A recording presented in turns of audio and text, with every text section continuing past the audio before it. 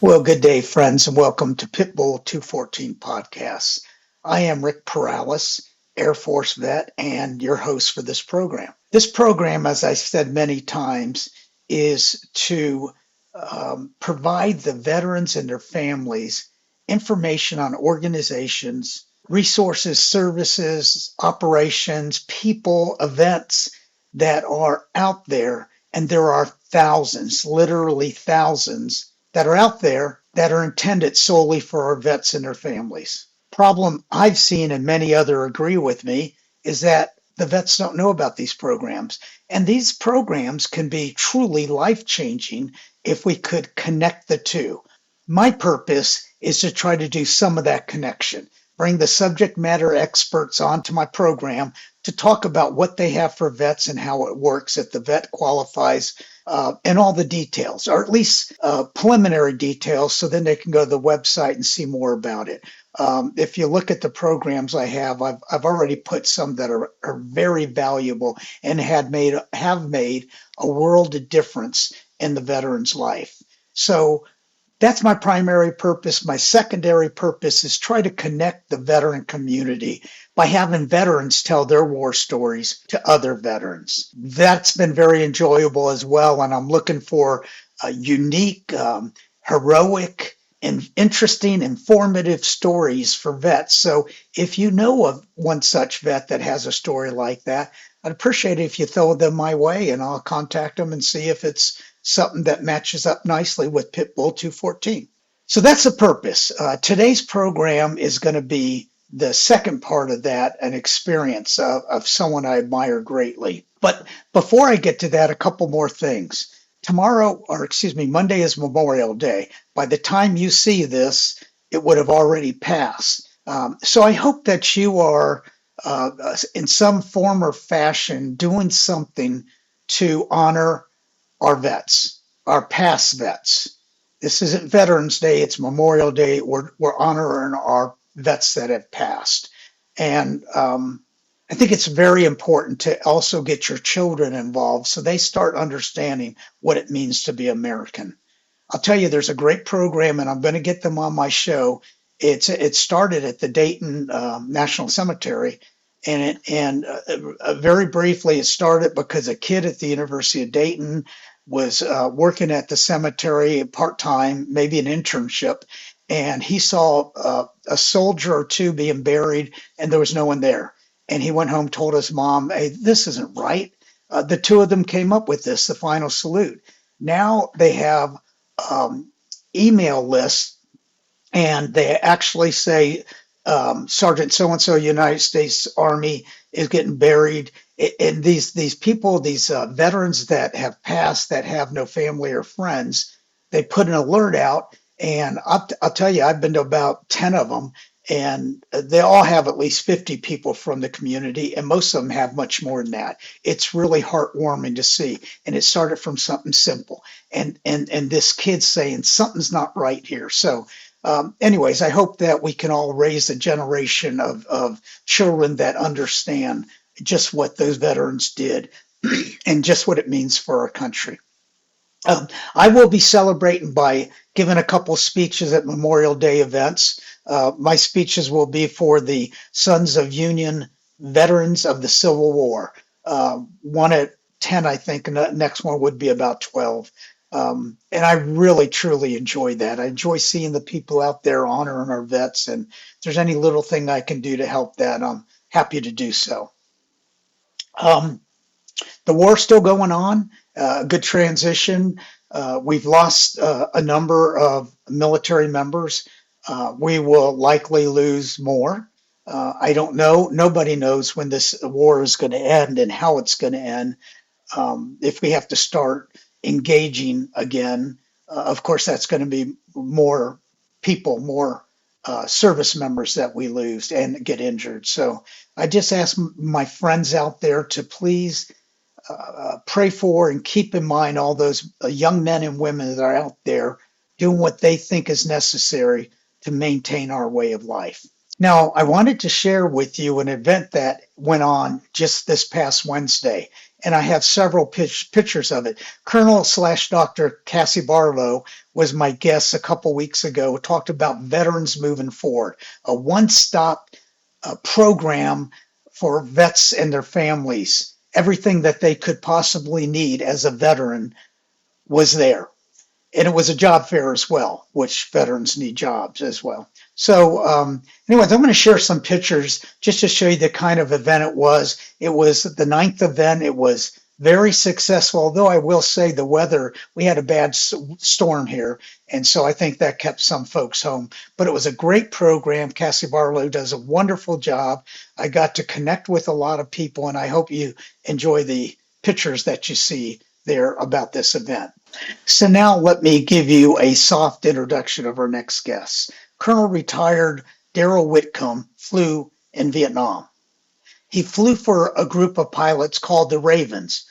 The Ravens were a clandestine CIA-sponsored flying organization that flew on the wrong side of the DMZ. You might expect, and you would be right, that it was a very dangerous mission. They had to give up anything that identified them whatsoever, their ID card. They had to fly in civilian clothes, and they had to fly a plane that their allies flew. It was very dangerous, but a select group wanted to do that because they saw how important it was. Now, let me tell you, if you think the F-4 pilots, the A-7 pilots were badasses, and they were, they've got nothing on the Ravens. I recently went to a Raven reunion here locally, not knowing much about them.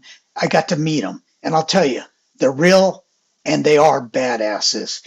The Raven's main focus was to identify targets for our fighter bombers and also to help our men and allies on the ground, and especially to identify and help the rescue of downed pilots or other Americans.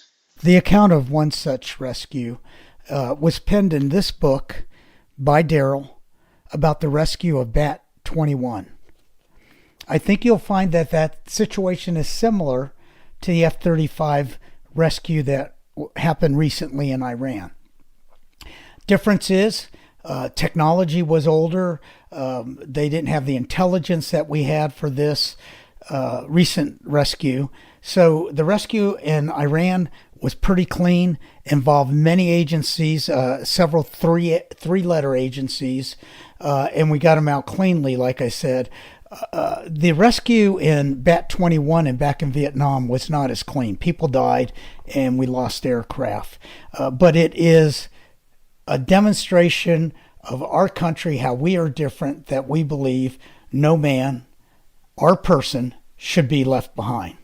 So I think you're really going to enjoy Darrel's story about Vietnam and flying on the other side of the DMZ. We'll be right back with Darrel to understand a little bit more about what he did in Vietnam. Pitbull out.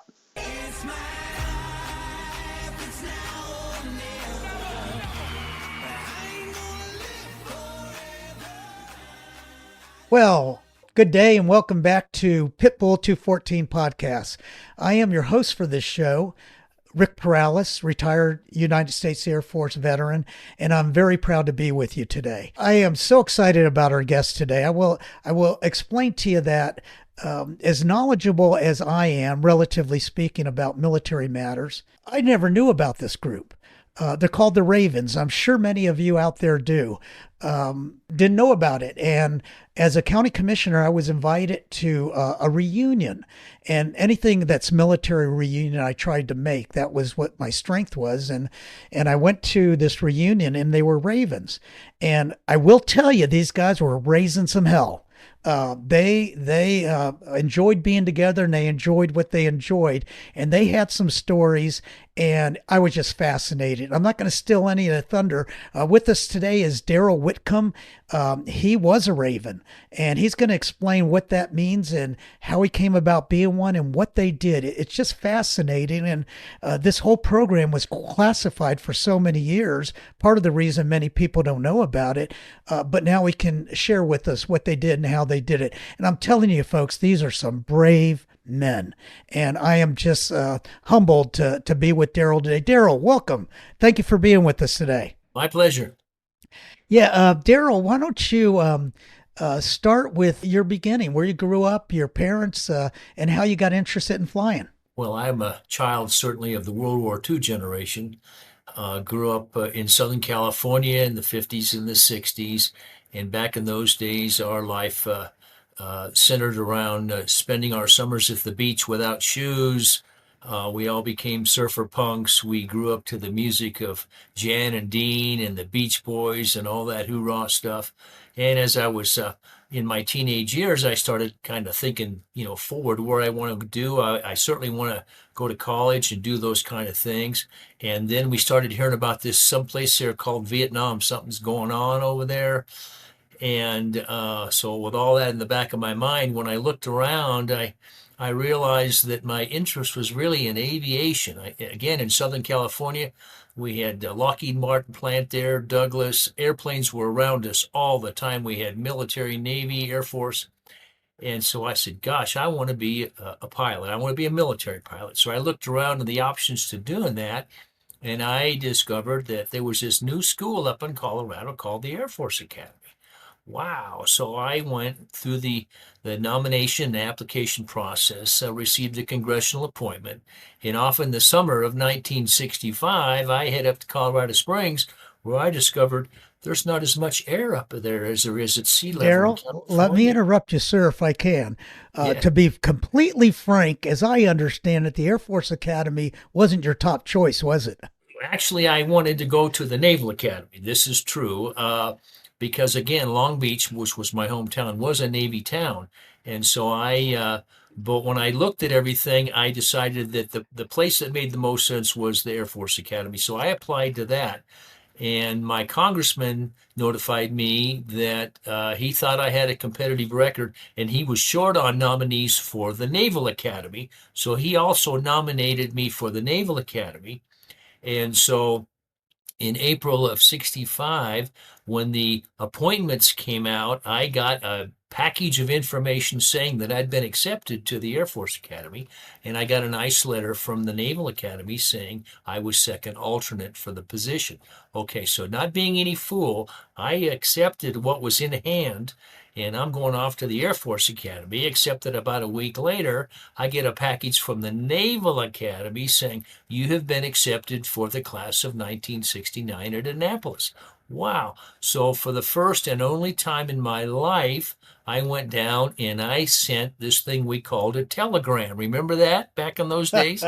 Way Yeah. before the internet and everything. And it cost me like $5 to do this, which was a lot of money back in those days.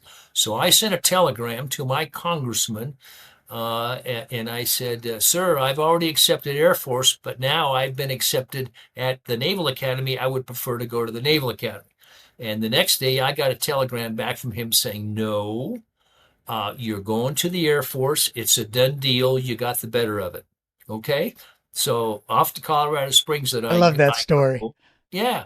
And I arrived there on the 28th of June, 65 with 1,054 other bewildered young men that looked a lot like me, and we started our training, and that interspersed almost exactly with our initial involvement with in Vietnam, because it was in 65 when our nation really got heavily involved over there. So even through my experience at the academy up to my graduation in 69, we were immersed in what was going on in this war over there. And from the airman's perspective, our perspective was very different because, yes, we were serving in the country of Vietnam, but we also had a huge contingent of airmen that were over in the country of Thailand. Well, what was that all about? Well, that was because of those aerial Air Force units that we had over there were flying throughout the entire theater of war over there. And that made me realize that this war that we were calling the Vietnam War was really much bigger than that. It was a theater war, and the enemy that we were fighting was fighting us in all of these countries, Laos, Cambodia. However, we had tried to deal with those other countries more diplomatically than with military force. And so that really shaped our involvement over there. So people ask me, what did you do during the Vietnam War? I say, well, when I was in Southeast Asia, I served in Vietnam flying C-7 cargo airplanes for a year after I graduated from the academy, went to pilot training, flew T-38s and did all that. And I spent that year 70, 71 as a cargo pilot in South Vietnam. And then I re-upped for a second combat tour, qualified in the OV-10 aircraft as a forward air controller, went back to the war, and I was then assigned in Thailand, and I was flying missions primarily in Laos. And then ultimately some back in South Vietnam and in Cambodia, fighting all those other wars over there.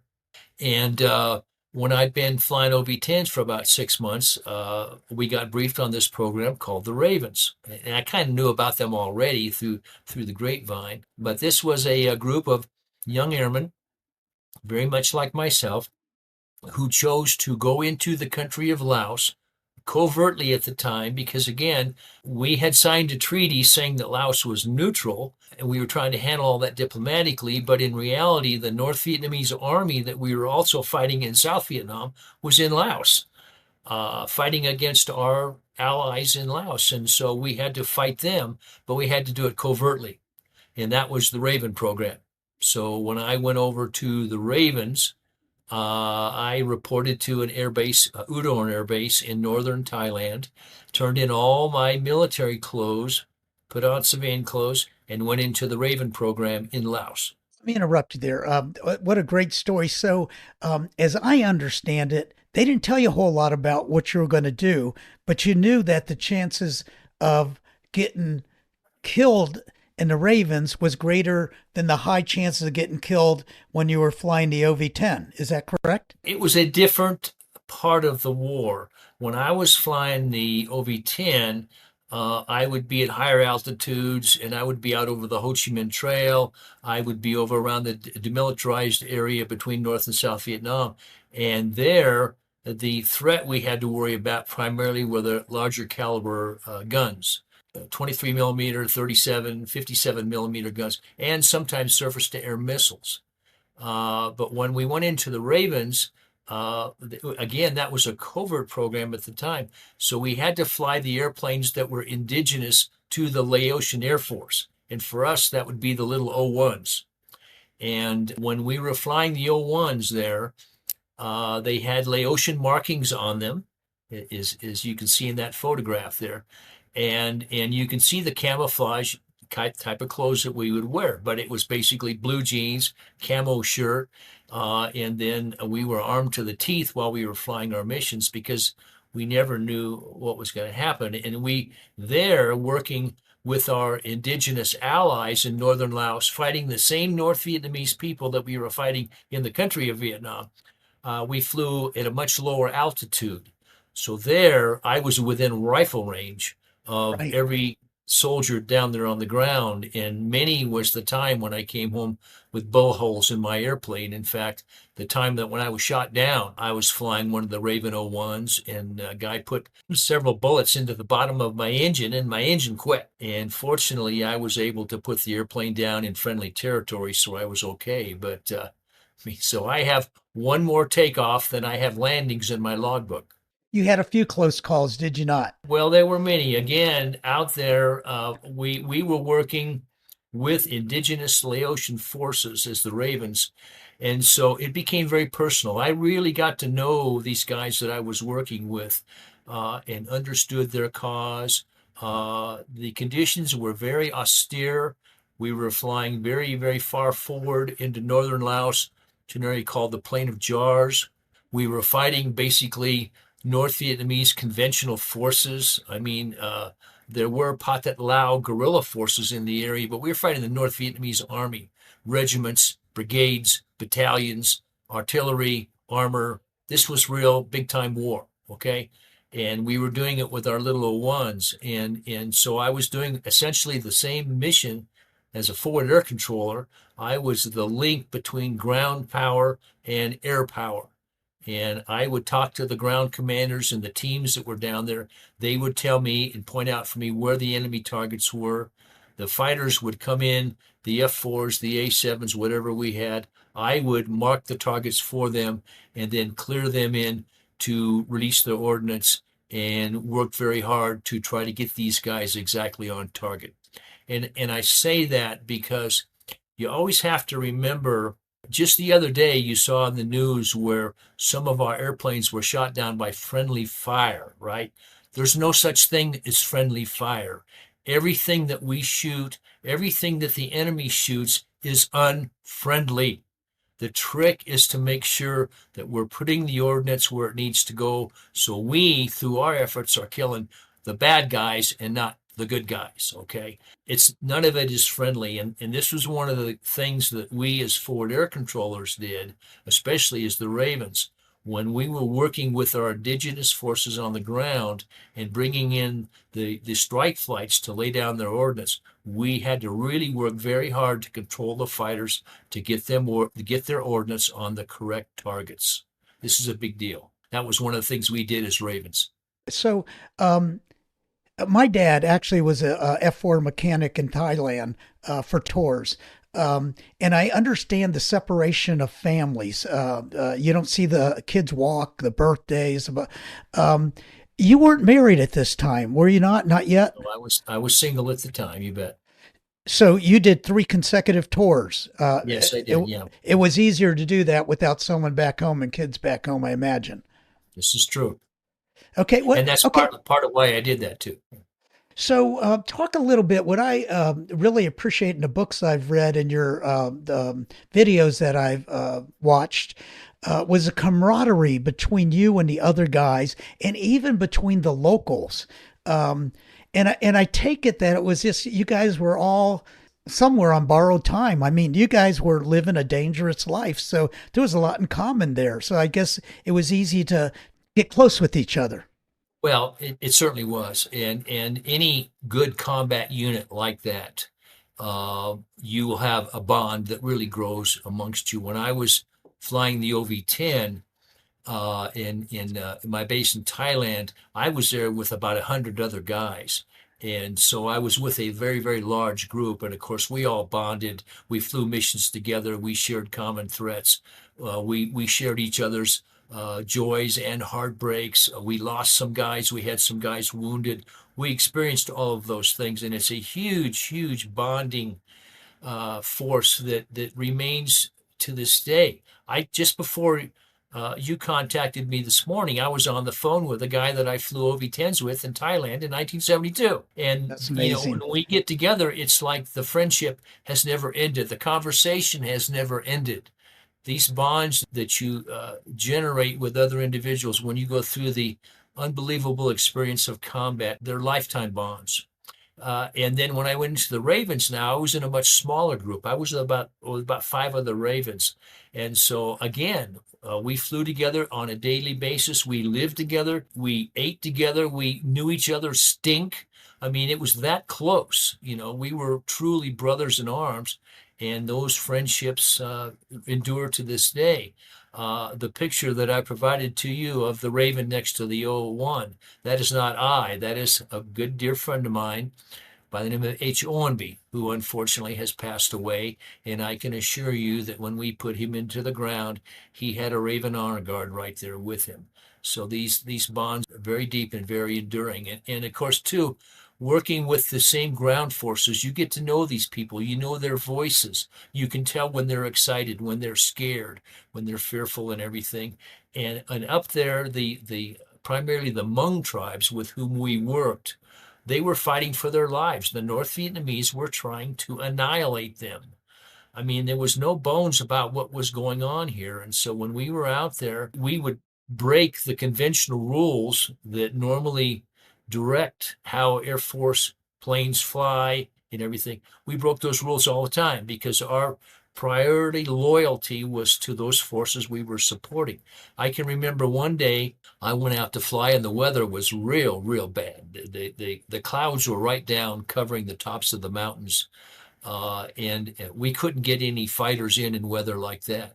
And so instead of carrying smoke rockets on my airplane, I put in high explosive rounds. I had 8 rocket tubes there, and I took off and I went up and I flew my own close air support, and I never got 500 feet off of the ground.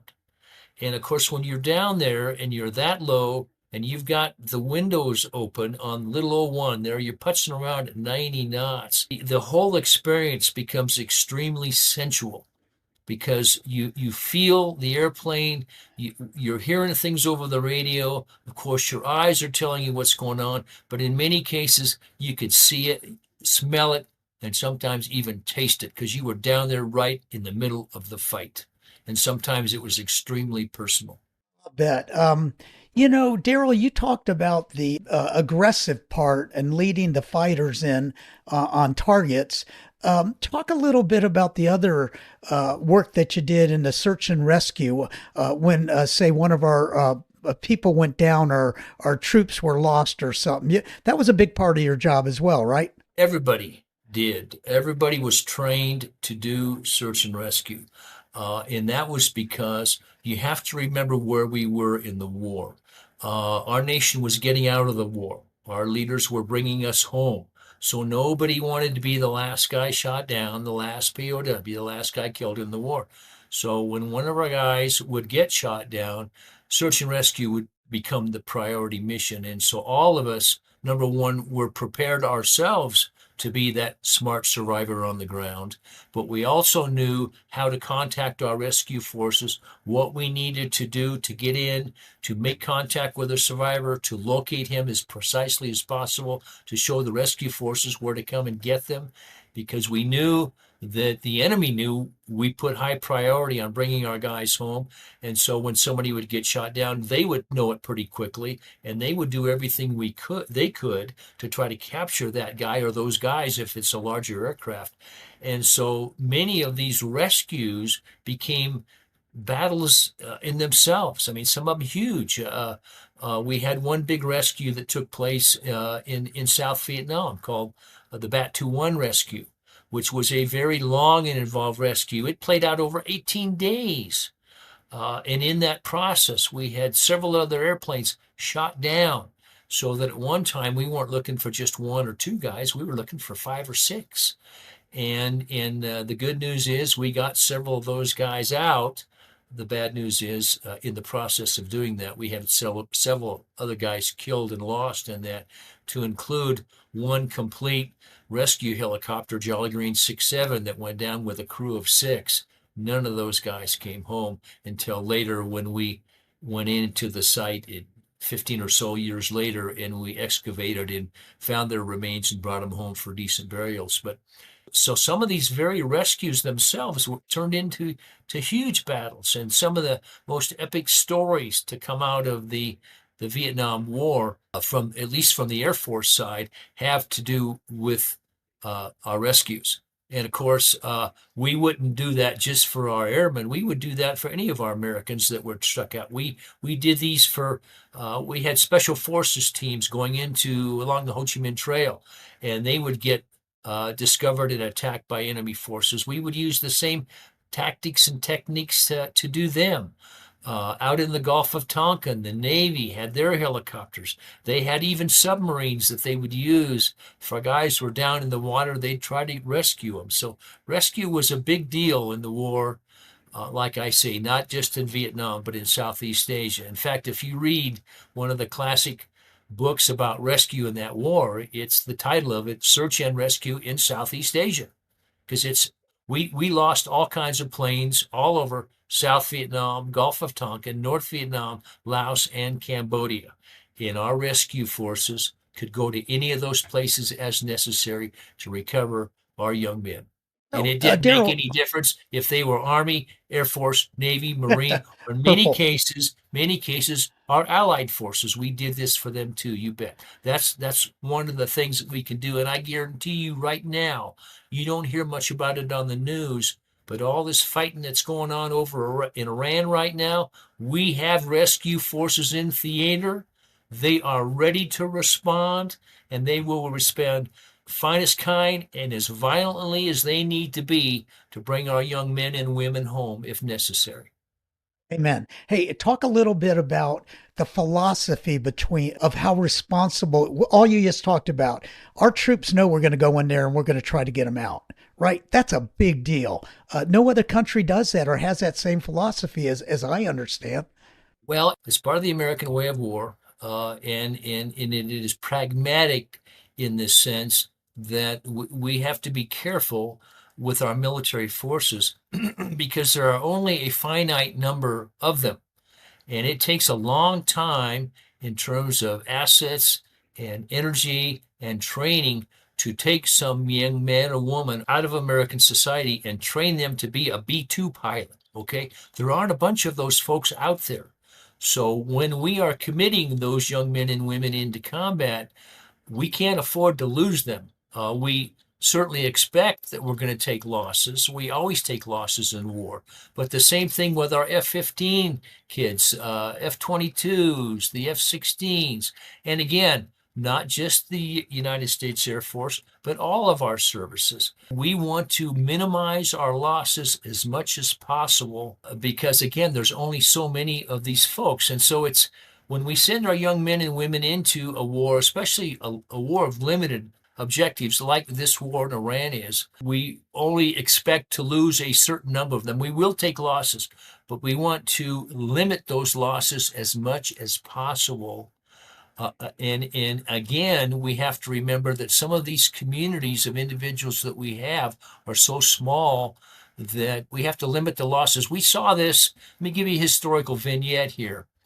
In 1940, when England was fighting the Battle of Britain, at that time, during that battle, it was really only a few hundred fighter pilots that was standing between England and the mass attack of the Luftwaffe, the German Air Force.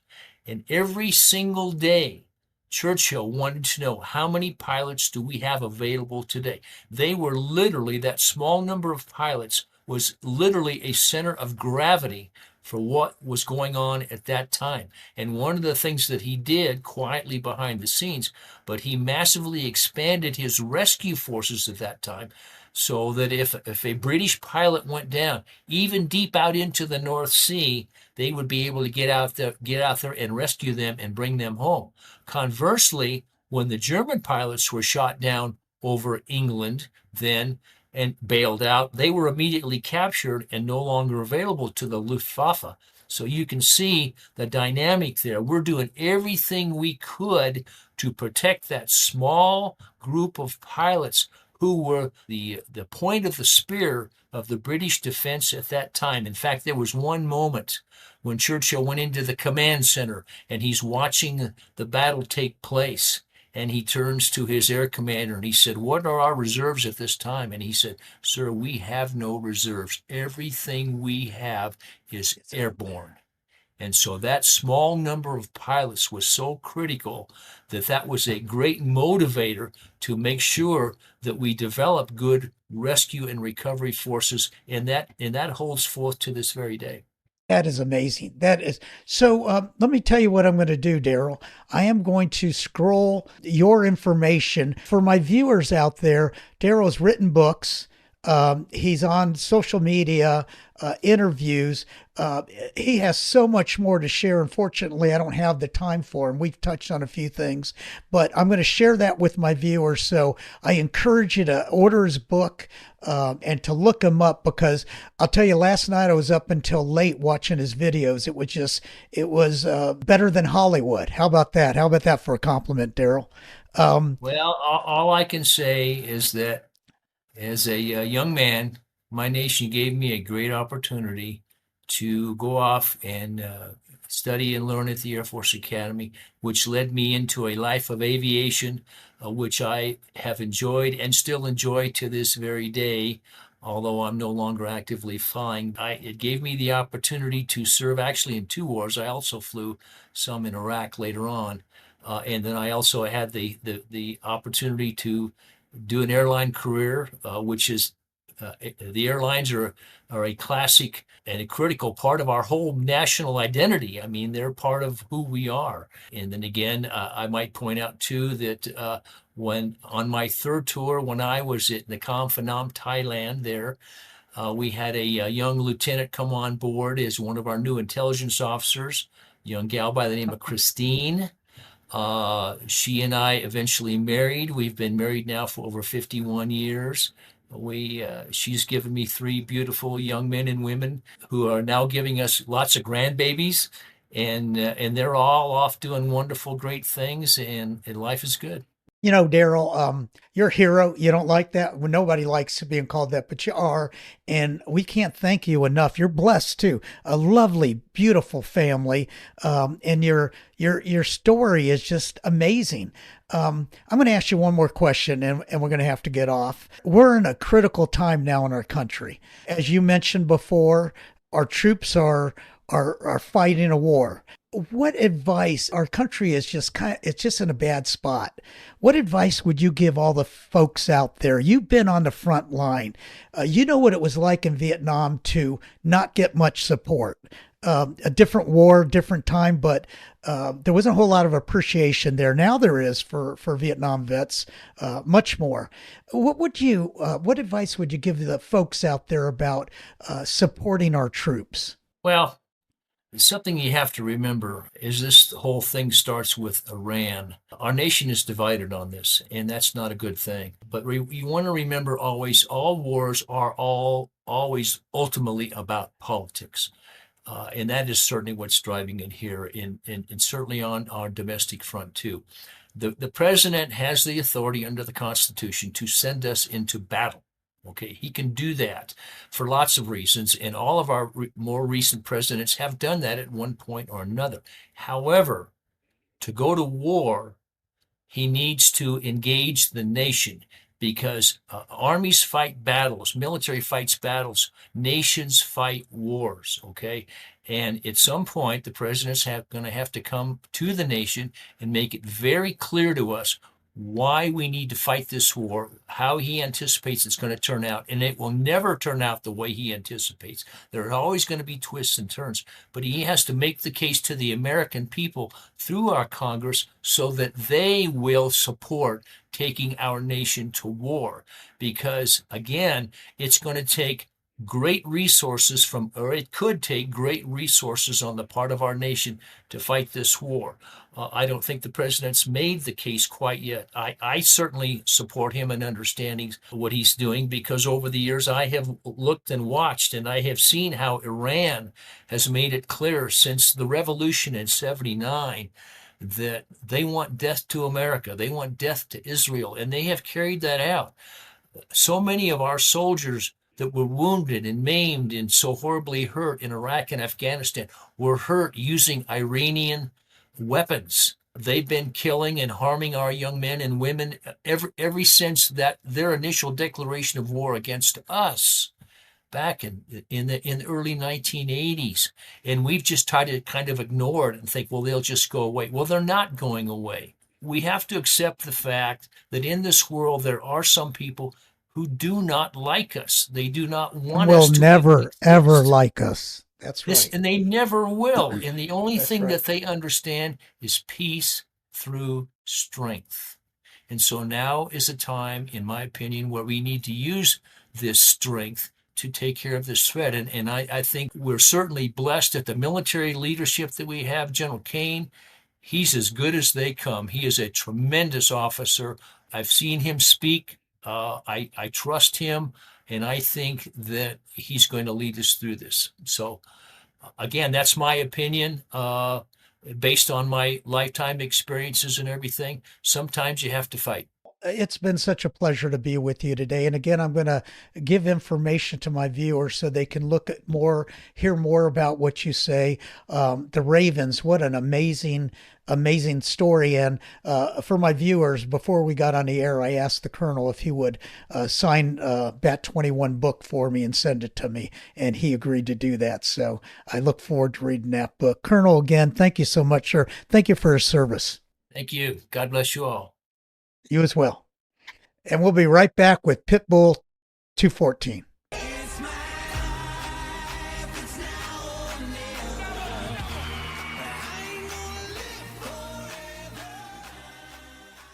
Well, I hope you enjoyed that episode with Darrel. Like I told you, they're badasses, the Ravens, and that's a story that was told for many years, and it's good to get that out and see what those folks were up against and what they did and how they did it. So, thank you, Darrel, for sharing that with us. Now, as we close the show, I'd like to talk about a couple things. I recently started an audio version of my podcast. I just felt like there are people that can't just sit at a computer for 45 minutes and listen to a story. For them, they can listen to this while they're cutting the grass, driving on long trips. So I think it'll make it much more convenient for a certain segment. And I really want to get this out to as many vets and people associated with the veterans as possible. I'd also like to call out my good friend James Baker, recently retired, who has supported me throughout my political career.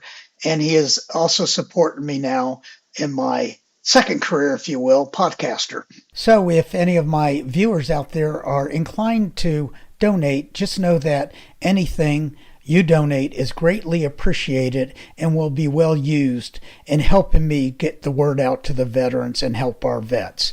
You'll find the QR code throughout my podcast and on my website and anywhere that I have information. Again, greatly appreciate it. Lastly, what I usually do is talk a little bit about next episode's guests. Excited about this one too. Charlinda Scales, Lieutenant Colonel, just pinned on. Charlinda Scales. She is amazing. I know I use that word a lot, but she is amazing. She is a mother. She is a lieutenant colonel in Intel. She is a recognized author and public speaker. And this is the place that I really love her. She is an entrepreneur, and she created a barbecue sauce called Mutt Sauce. And I absolutely love it. I put it on all my barbecue stuff, and she got that from her grandfather. She has so much more to her, and perhaps maybe she's taken on a little bit too much, and so she'll talk a little bit about who she is, what she's accomplished, but also right sizing her endeavors, what she throws herself into, and maybe not saying yes to everything. But she'll explain it much better, and I look forward to having all of you back and her back. And remember, pass this podcast on to vets and vet family and vet friends. And if we can help 2, 3, 4, 100, 1,000, doesn't matter. We got to try. With that, God bless you all. Happy Memorial Day, and Pitbull out.